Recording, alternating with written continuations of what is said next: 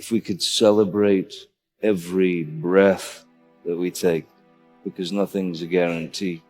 If we could celebrate the breath and the exhale, which is being alive, without, oh, my car won't start. There are things that are very, very important in life that we don't think about, And one of the most worrisome things that I went through for years is you're freaked out about your past.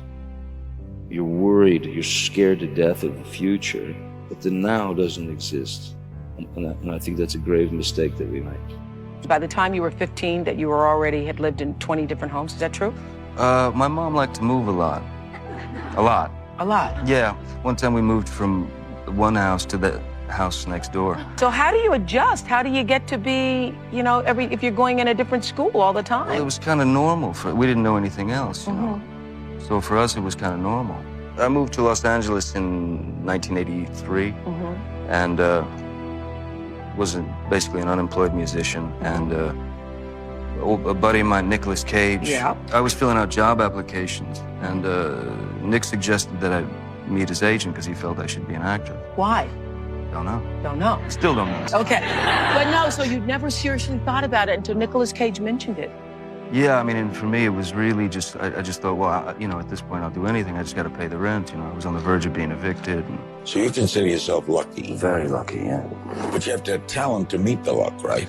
Somebody hands you the ball, and you run, I mean, and if you get hit, you get hit, or maybe you make it through. You never know. But, I mean, I just know that somebody handed me the ball at a certain point, and I was hungry enough to keep running, and I'm still running.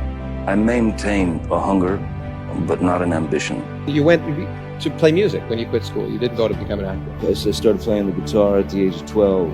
Yeah, it was the first real passion that I had. So I literally don't remember going through puberty because I locked myself in a room at the age of 12, 13, and I just played the guitar. I learned things off records and taught myself how to play. And it was my life. And it was the only solace. It was the only sanctuary, it was the only security, it was my first love.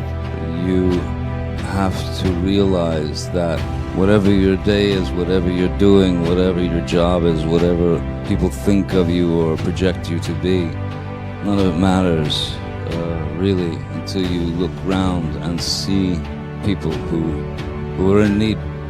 And I think probably the best benefit of my job is to help to make people smile who otherwise wouldn't or couldn't have a smile on their face. So, yeah, that's my idea. To go into a place where, I spent time in Great Ormond Street, where it was, I was the parent when my daughter was ill, and it was, I've known darkness in my life, but that was the darkest period ever. I'd always kind of done these visits, but after that, the visits became more and more important because the kids, bless them, they're so strong, they're so courageous, but the parents are the ones who are slowly dying. And to be able to bring a smile or a giggle to these people it means everything in the world to me. You look back and say, look, I did what I wanted to do. It's defining of me. There were the things that I probably should have done, not from my perspective. From my point of view, I did the right things. Every film that I've done, I'm happy. I made that choice. I don't have any regrets whatsoever. Most people would say that if you wanted to be a leading man in the traditional way, it was yours there for the taking, and you didn't want that. I think any actor, given a certain amount of success or given a certain amount, somebody hands you the ball, you run with it. Any actor could do that. But it's not me. It wasn't me. I was on a television series for 3 or 4 years, about 4 seasons. And I was, without question, a product. Not my own product. I was somebody else's product. And they shoved me down the throats of America, and it was a very uncomfortable situation. And I swore to myself that when I got off that show, I would do what I wanted, the way I wanted to do it. And I stick to that. I mean, if I had to do leading man things just to continue to be an actor, continue to work, nah, I'd rather go back to pumping gas. What do you think when you look at those pictures? No, really. What do you think? No, it was a strange time because I had become this product, and it made me very uncomfortable. Yeah, because I Being sort of labeled a heartthrob. Well, they just started to build this image, and it had nothing to do with me.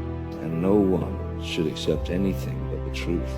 To have to suffer the ignorance of someone lying to you for some type of gain.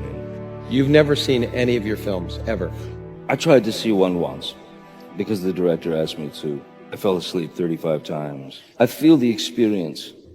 I'm happy with the process is what I'm interested in. The process of creating, the process of exploring, the process of breaking formula. Damaged characters are more interesting.